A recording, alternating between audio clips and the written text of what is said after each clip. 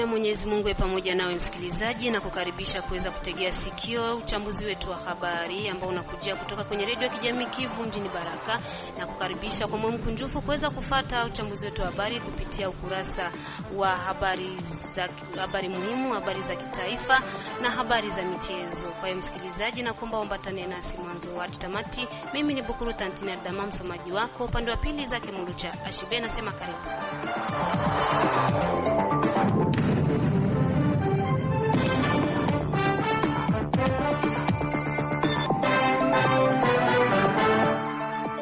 Kabla ya uchambuzi wa habari, namkaribisha hapa Baumesadi Francois kwa usomaji wa habari muhimu. Karibu. Ni kushukuru sana Bi Bukuru Tantine Aldama. Katika habari tulizozipa uzito jioni hii, tuanze na hapa mjini Baraka ambako kisha malalamiko kuwa mengi kuhusu tabia ya baadhi ya raia wa mji wa Baraka wanaovidua vyoo vyao wakati wa mvua ndani ya mifereji, hatimaye kitengo cha mazingira katika mji wa Baraka kimesema kuwa hatua kali zitachukuliwa dhidi ya watu wenye tabia hiyo mbovu. Huko Uvira watu 15 kujeruhiwa na wengine 5 kufariki kwa kupigwa risasi. Hayo ndiyo matokeo kwa muda ya makabiliano ya kufyatuliana risasi yaliyoripotiwa kati ya baadhi ya wazalendo dhidi ya jeshi la taifa FARDC katika mji wa Uvira siku ya Jumapili ya tarehe 23 Novemba 2025. Mbunge wa taifa Justin Bitakwira Bionahai ametoa pole na kulaani vikali kitendo hicho alifu. Bi Bukuru Tantine na kuacha kuendelea na uchambuzi wa habari. Asante sana Baumesadi Francois kwa usomaji wako huo wa habari muhimu. Tukianzia uchambuzi wetu wa habari katika mji wa Baraka, kitengo cha kiserikali cha DPMR kinapanga kuanza kufanya msako kwenye vyombo vya uchukuzi siku ya pili wiki tunayo ya tarehe 25 Novemba mwaka huu kote ndani ya mji wa Baraka na tarafa nzima la Fizi. Kwenye mazungumzo nasi Bwana Msoshibweka de la Son Receveur Sibordone kwenye kitengo cha DPMR Baraka Fizi amesema kuwa msako huo utaanza kisha makubaliano waliofanya na viongozi wa vyombo vya uchukuzi mjini Baraka na Fizi. Huyu amewataka wamiliki wa vyombo vya uchukuzi kupita kwenye ofisi ya kitengo cha DPMR kununua vinyeti. Mpangilio recouvrement ama bouclage itaanza mardi après entretien na wa responsable wa motard na wa magari. Ilionekana ya kwamba tusaidie gouvernement provincial yenye inajiinstale pale Uvira kwa magumu yenye iko napitia pamoja na wazalendo wetu, donc kila mtu akontribue kidogo kidogo, na hiyo ikaonekana ya kwamba hiyo kazi ifanyike a partir ya mardi. Na kwa sasa hivi kisi tuko naongea, motare mwenyeko tayari, mwenyeko na gari yake ateza pita ku biro ya DPMR kurekipere vignette yake bila tatizo. Vignette pour ba motard itakuwa 45,000 francs congolais. Kumagari na dependre na ma cheval vapeur za gari, yani sawa unaleta dokima yako tunaangalia iko na cheval vapeur ngapi, njo prix unapaswa ijua conformément na nomenclature. Bon, yenye tuko amo ni recouvrement mais aussi banaitaka yo bouclage yenye tutafanya. Donc tunafunga balabala pale, tutakuwa na wa polisi wa agent wako pale. Kama dokima au yakuwa nayo, uko possibilité ya wewe moto yako kwenda fungwa kule kwa roulage.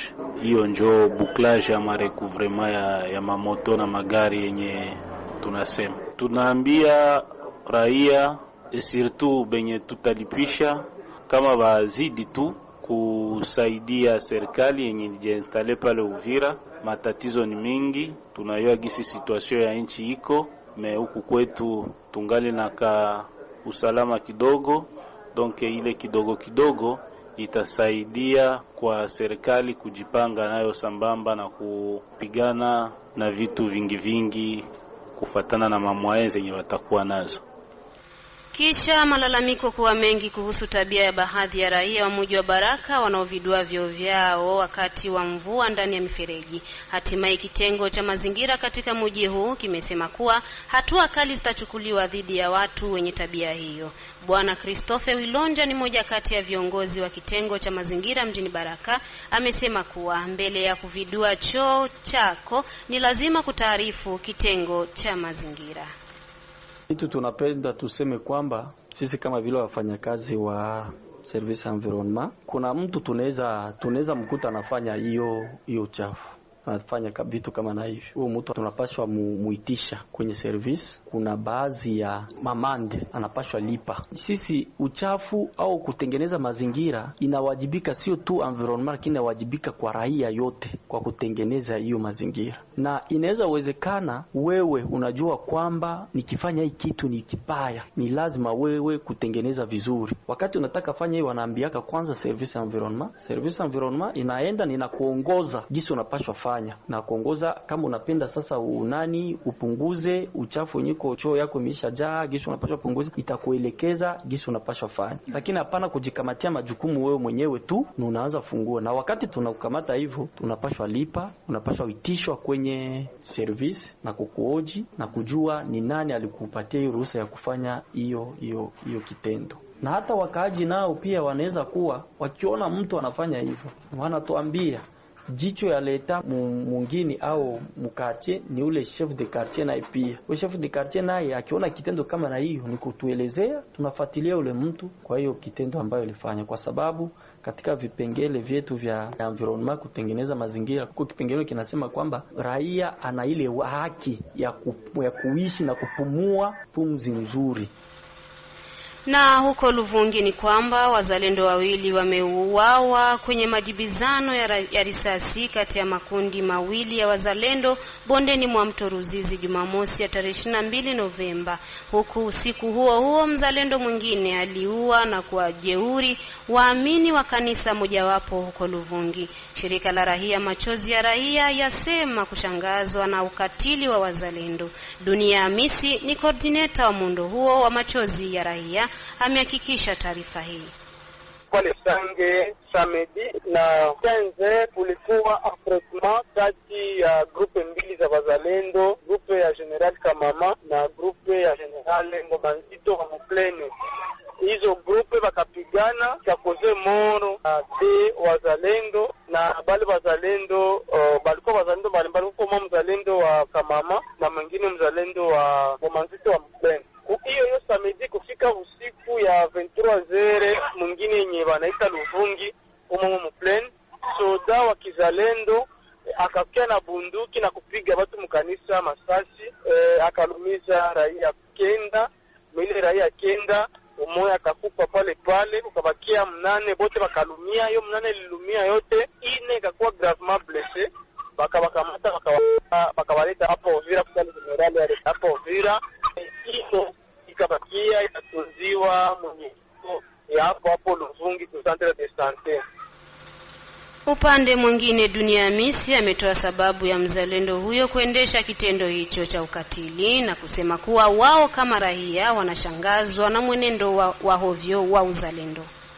Leo habari zetu nazo ni kama ule mzalendo ni ile kanisa juu liko ni kanisa la Katolika yenye alinda piga mu masasi.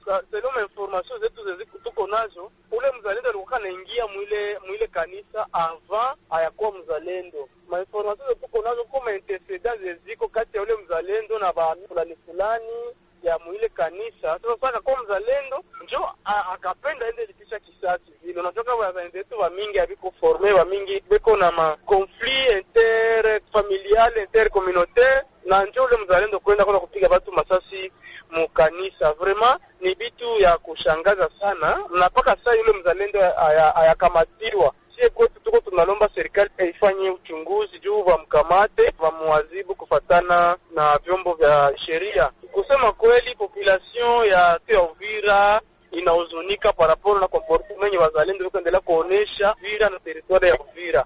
Ukizingatia kuanzia mwezi wa pili wazalendo walisove province ya Sud Kivu tukamatiwa kwa mikono ya adui, na sisi kama watoto wa Sud Kivu tulifurahi sana kusema kama wazalendo wanakia kutusaidia.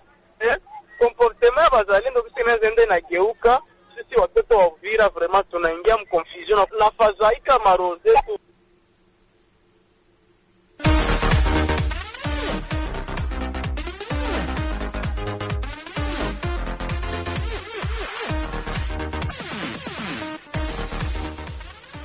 Na sasa tunajitupa viwanjani kwa habari za michezo na Isudi wa Sudi Valente. Karibu. Shukran sana kabisa Bibu Kortantine Aldama. Kunako ukurasa wa habari za michezo, tuanze nezi habari zapo katika nchi jirani ya Burundi, ambako ligi kukabambi hapo katika nchi ya Burundi maarufu Primus League iliweza kutimua vumbi mchana wa siku ya Jumapili, ambako mechi kadhaa ziliweza kushuhudiwa, hiyo ikiwa ni katika wiki yake ya 13. Klabu ya Vitalo iliweza kuwatandika klabu ya Nguzu City mabao 3-0. Klabu ya Vision 2026 wakaweza kutepeta mbele shangazi mbele ya mjomba kwa kutandikwa mabao 2-0 dhidi ya klabu ya Bumamuru FC. Klabu ya Messager Ngozi waliweza kutandikwa msumara bao 1-0 dhidi ya Masimu wa Jadi ambao ni klabu ya FC Flambeau du Centre. Klabu ya Olympique Star waliweza kuwatandika klabu ya Muzinga FC mabao 2-1, na klabu ya Musongati waliweza kuibuka na ushindi mabao 2-0 dhidi ya klabu ya Dynamic Sport. Tukiachana na hizi taarifa zapo katika nchi ya Burundi, kwingineko ni kwamba michuano ya klabu bingwa katika bara la Ulaya itaweza kutimua vumbi ifikapo siku ya pili ya tarehe 25 Novemba mwaka 2025, ambako mechi kadhaa zitaweza kushuhudiwa kunako viwanja kadhaa vya katika bara la Ulaya. Majira ya saa 1:45 za usiku, klabu ya Ajax Amsterdam wataweza kupiga vikali dhidi ya klabu ya Benfica Lisbon huko nchini Ureno, huku majira saa 4 kamili za usiku klabu ya Manchester City hapo nchini Uingereza katika uwanja wake wa nyumbani wa Etihad Stadium wataweza kukaribisha klabu ya Bayern Leverkusen huko nchini Ujerumani. Klabu ya Borussia Dortmund huko nchini Ujerumani wataweza kupiga vikali dhidi ya klabu ya Villarreal hapo nchini Hispania. Klabu ya Napoli huko nchini Italia wataweza kukata mzo fitna dhidi ya klabu ya Karabag. Etoile Rouge wataweza kupambana vikali dhidi ya klabu ya Athletic Bilbao huko nchini Hispania. Olympique Marseille watakata mzwa fitna dhidi ya klabu ya Newcastle, huku mechi ambayo inasubiriwa na mashabiki wengi kote ulimwenguni ni mechi ambayo itaweza kushuhudiwa kunako uwanja wa Stamford Bridge hapo katika nchi ya Uingereza. Klabu ya Chelsea The Blues ikiongozwa na mchezaji Steve Williams wataweza kupambana vikali dhidi ya klabu ya FC Barcelona yake mchezaji Lamine Yamal. Ni kufikia hapo mpenzi msikilizaji wa redio ya kijamii Kivu, ndipo naweka nukta kuna ukurasa wa habari za michezo huko nambari 19 kipia barabara mgongoni.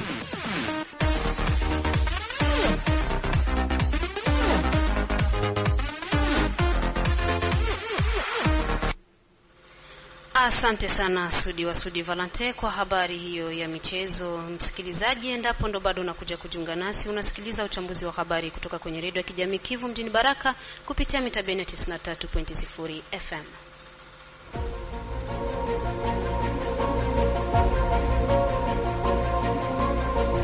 Ukitaka kutengenezesha vyombo vya kielektronic na kununua vifaa vyake vya akiba ima pièce de rechange, jibu lako ni kampuni ya BBC Elia Baraka Aibaz.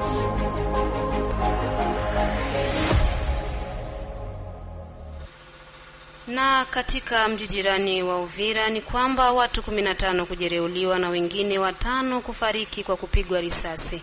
Hayo ndio matokeo kwa muda ya makabiliano ya kufyaturiana risasi yaliyoripotiwa kati ya baadhi ya wazalendo dhidi ya jeshi la taifa FARDC katika mji wa Uvira siku ya Jumapili ya tarehe 23 Novemba mwaka huu 2025. Mbunge wa taifa Justin Bitakwira ametoa pole na kulaani vikali kitendo hicho. Mengi zaidi naye Isaac Mulucha ashibenda ni ya studio za Radio Kivu. Ndiyo kabisa Bibu Kortantine Aldama, hali ya usalama imeweza kuzorota zaidi ndani ya mji jirani wa Uvira ambako wananchi wengi wamekuwa na nyuso zenye kujaa majonzi na vilio. Dunia Amisi ni mratibu wa vuguvugu Machozi ya Raia, ameanza kutoa picha ya hali halisi ilivyokuwa. Jana tulikuwa tuko meeting ya maire de la ville. Utajua kama maire de la ville alikuwa anaorganize jana meeting kabambi sana yenye iliregrouper makoshe zote za Muvira juu ya kusutenir maevre zenye president Antoine Félix Tshisekedi Tshilombo alikuwa anafanya, mais aussi ilikuwa juu ya kurudishia Mungu tukufu par rapport na gisi territoire ya Uvira na Fizi endelea kuresiste kwa mikono ya adui. Sasa ilipofika hii majira ya 17 ndio tukasikia fuyo naanza kumonima. Sasa ilianza sisi wote tulikuwa kwa meeting, kabidi tukimbia kwanza. Après ma verification ya information ndio tunakuta kama ni bazalendo ambao walikuwa kumakumi wa pombe kumonima, bakaona un officier wa FARDC alikuwa yeye peke mteni civil anatokea ngambo za Kalundu. Sasa akafika pale kumonima, akataka gonga mtoto mmoja wa miaka ya kidogo. Bale bazalendo ndio wakakufuata ule soda, wakawa wanajua kama ni militaire. parce que walikuwa basha consommer kumfuata pale kusema no, pourquoi wewe unaweza anza gonga mtoto, walikuwa wanajua kama ni soda, ndio kumweza kumjifle kumbe bazalendo walikuwa bashakuwa na kisirani, parce que kumunanira walikuwa wanapokeza watu ya pame, wanakawaambia kama bawezi kupatia paka ordre ya makubwa, bakakuwa mwile visirani vile ndio kupita na piga ule soda masasi ule mwenye alikuwa na aligonga ule mtoto vile, na ndio kwenye fuyo ilianzia, na ndio bote na wenye walikuwa kule kwa madepo ya mapame kwa wakapokeza chakula, na ndio bote kwanza masasi ilianza vile, na ndio katambala Muvira mzima, na ndio ikakoze madega leo na vizio vya mingi Muvira venye iko nguvu kuhesabia hata bwana mtangazaji. Bila provisoire iko kama ba blessé beko 15 na watu walikufa beko 5. Mubale watu 5 walikufa, kuko civile umoya, kuko bazalendo 3 na kuko soda wa FRDC umoya. Me kubali watu walilumia njo bilenga tukoroga paske kuko ndani ba motari ya Kirundi, kuko ndani ba mama na bababa na kuko ndani ofi na basoda ya FRDC. Donc bilenga ali amurefu sana kubadistingue. Pamoja na hayo, Dunia Hamisi ameongeza kwa kupendekeza kuwa ni vema wazalendo wawe na kiongozi mmoja, huenda ikaleta suluhisho. Kwa sasa itansuko mbaya kati ya bazalendo na FRDC, na tulikuwa tunawaza kama ile hali itaweza endelea mpaka leo. Tunashukuru Mungu parce bakubwa viongozi waliingilia kati, hali ya Uvira kwa sababu vile atulizana, metungali mawasiwasi ya vile parce hatujui eti vinaweza anza ama buje anza. Mesie kama mashirika za kiraia, kesho tutajikaza kuambia autorite kama hii hali yenye ilijirudilia leo Muvira ikijirepete tena. Donc hizo maiti zote tutazitaka morgue, tutazibebeaka wale wa autorite weko waleta mafuyo batuzikie basi nabo, parce que utagundua kama hapa sasa Muvira tunachoka na hii situation. Itakuwa kwenye kuko M23 watu wanakuwa banakara tani meuko kwenye kuna M23 ndio kila siku tuko tunasikia masasi, kila siku wanaua watu. Vraiment ni hivi ya kuhuzunisha, ya kukondane bwana mtangazaji.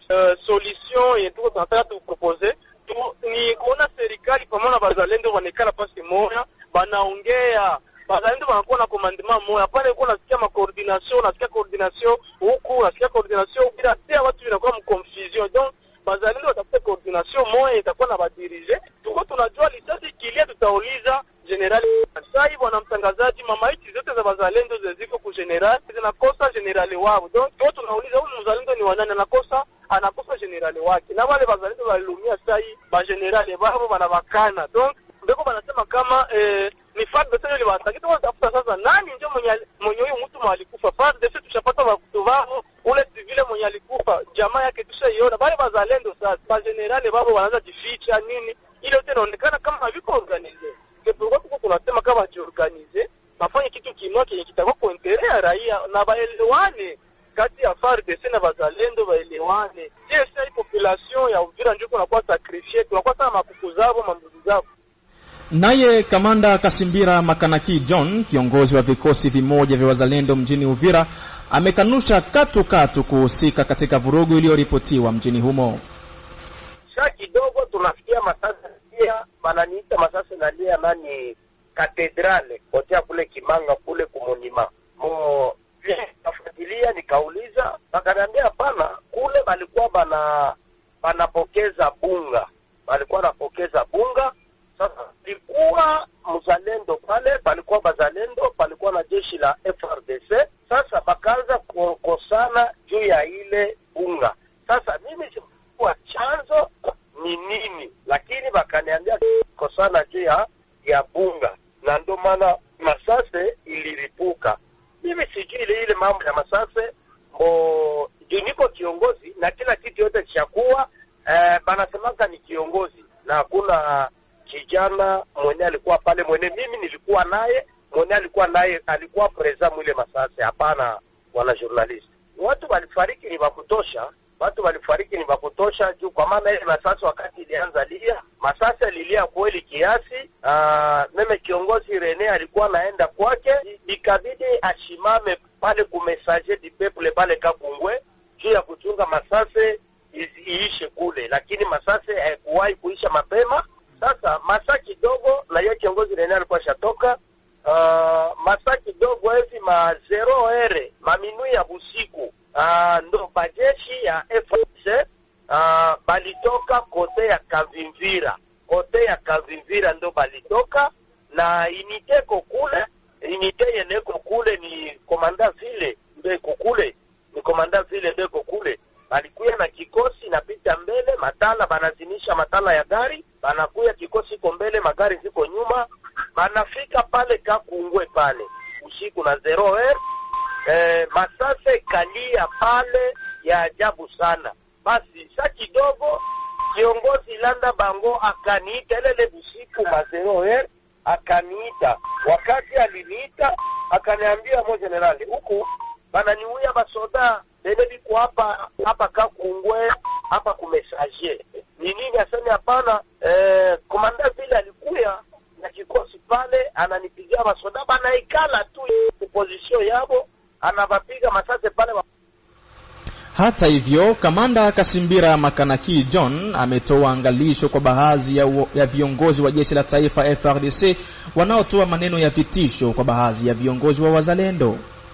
Sasa mimi depuis zamani niko hapa, niko napigana depuis niko kupori, na leo niko hapa. Adui anatoka Goma, yeye alikuwa Goma, anafika hadi Bukavu, adui Goma na Bukavu anafika hapa.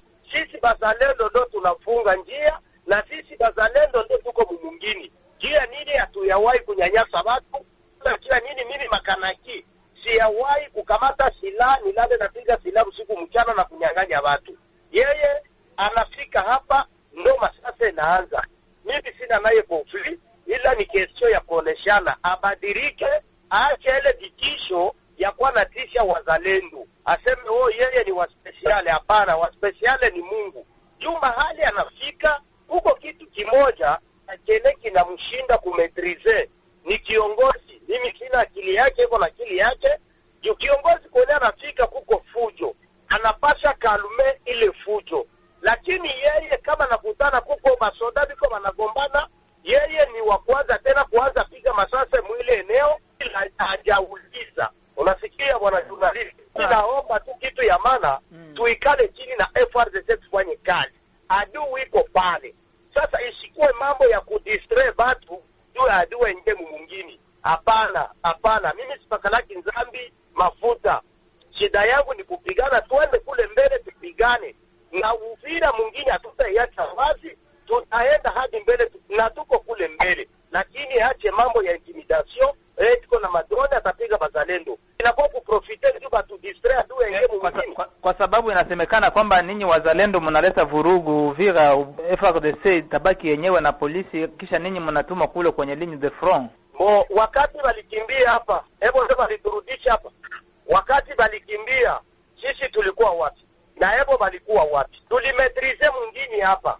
Bele baliharibisha mwingine, bakachoma na mabiro, bakachoma na madokima yote ya serikali, bakakamata ile madirisha ya leta, ile madirisha mabiro ya leta ndio ilikuwa kuja kupigisha, bakakamata machumba ya mabiro ndio ilikuwa WC, ilikuwa toilet. Sasa leo ndio batakia tuona kama tuko babaya. Hakuna siku mzalendo wala maimai atakuaka mzuri. Hapana, kila siku mnamkamataka mubaya. Turudie kunjia moya, tufanye kazi. Lakini kusema mzalendo atoke hapa, ile ndoto ya Farao ile bwana. Wakati hayo ya kijiri, msikilizaji, wazalendo kundi la FABB linaloongozwa naye kamanda Ngoma Nzito halikubaki kimya juu ya vurugu iliyokumba mji wa Uvira. Stratege na Mubamba ni msemaji wa FABB, amezungumza yafuatayo. Mambo ambayo yanafika jijini na tarafani Uvira na yalaani kabisa, kwa kuwa kuna watu ambao tulizani wanachukua silaha kwa kulinda usalama wa raia, lakini wao hiyo kwa sasa wanageuka kuwa waangamizi wa raia. Luvungi raia waliweza kuuliwa, Idasia waumini walikuwa kanisani wakauliwa. Hapo Sange kulikuwa mabadilishano ya silaha kati ya kundi mbili, tulizani kama ni wazalendo, kumbe ni watu ambao walikuwa zamani wezi wa mabuguni wa silaha kwa sababu ya kutamani kutangirisha. Sasa wanakuta kama katika uzalendo hakuna jinsi watachukua haraka, ndiyo wanaanza kutumia silaha hizo kwa kuangamiza raia wasiokuwa na hatia. Bwana mtangazaji, Keni Jemadari Delphin Kalembe Ngoma Nzito hajawa na kundi hapo Sange. Yule ambaye anajiita Ngoma Nzito hapo Sange ni kijana mmoja anaitwa Kamba Kashushi Claude ambaye ni mwizi wa zamani wa Maguguni, ambaye alipamba atachukua jina la Ngoma Nzito ili kunufaika na misaada kutoka Ulaya na kutumia jina hilo kwa kuiba pia pesa za umma, akidai kwamba ni yeye ndiye anapigana. Hiyo Ngoma Nzito, Delphin Kadende Ngoma Nzito anapatikana kwenye nyanja za juu na hajawa na hapo Dange. Mwishowe, Bwana Strategia na Mubamba, msemaji wa FABB, ametoa hapa ujumbe wake kwa jamii yote. Mtangazaji, tunalaani kabisa vitendo hivyo, jambo ambalo lilifika Uvira, na hata sasa hivi tunapoongea Uvira sasa hivi milio ya risasi nyingi. Raia wasiokuwa na hatia wengi wao wamekusha kupoteza mali yao, tembeza kadhaa wamekusha kuumizwa na wengine wamefariki kwa kupigwa risasi, jambo ambalo tunalaani. Nasema kama kuna aina mbili ya wazalendo bwana mtangazaji, na wazalendo ambao wamechukua silaha kwa masilahi ya kugomboa nchi, na wengine walichukua silaha kwa masilahi yao wenyewe, wakidhani kwamba watakuja katika uzalendo ili kujitajirisha, wakati ambapo wanakuta hakuna jinsi watajitajirisha katika siku mbili, ndipo wanachukua silaha na kuanza kuangamiza raia wasiokuwa na hatia. Leo Uvira shule hazikusoma, shughuli kadhaa hazikuendeshwa kama kawaida, kwa sababu hali hiyo ya upotofu wa nidhamu, watu ambao tunizani wanatumika nasi kwa ukomboa nchi, bali wanatumika kwa kuangamiza raia wasiokuwa na hatia. Ujumbe wa FABB ni kwamba kila ambaye anajiita mzalendo aje kwenye madini de front.